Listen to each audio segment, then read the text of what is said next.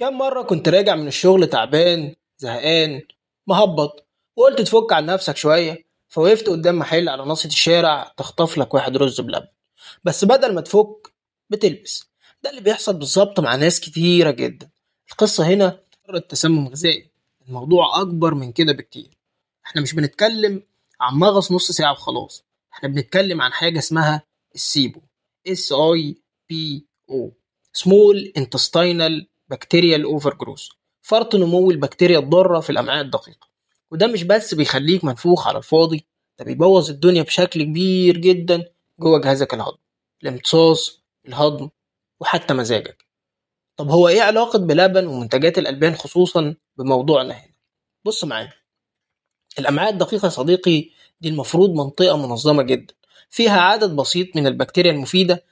لكن لما تاكل أكل فيه بكتيريا مش تمام، زي مثلا منتج لبن اتخزن غلط أو اتحط في كوباية مش نظيفة، البكتيريا تفرح وتقول لك خلينا نحتفل في معدتك.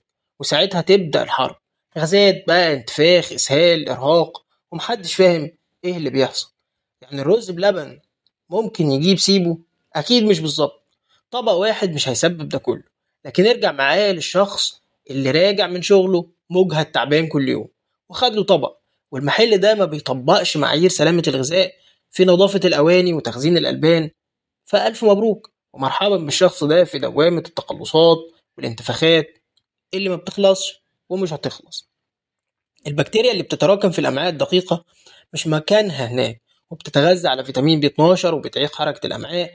والمشكلة إنها بتحتاج إجراءات مختلفة جدا للتشخيص، زي اختبار التنفس مثلا، ومش بتمشي لوحدها، لازم علاج، وغالبا مضادات حيوية متخصصة، وساعات كمان نظام غذائي دقيق، وحرمان من سكريات وحلويات، وقصة كبيرة جدا.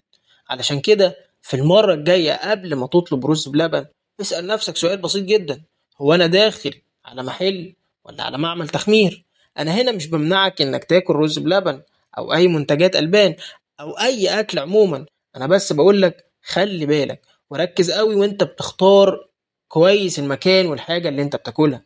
علشان في ظل انعدام الضمير، انت بالنسبة لكتير جدا من المستثمرين جنيه، فقصاد ده هو بيغريك بكافة الطرق، وما يهموش ابدا انت ممكن على المستوى البعيد تعاني من ايه. عايز تعرف أكتر عن السيبو، الأسباب والعلاج والتشخيص؟ المصادر تحت في الوصف، لأن كل حاجة وراها حكاية، حتى الحلويات. لو عجبتك الحلقة دوس لايك واعمل اشتراك في القناة. مستنى الحلقات الجاية.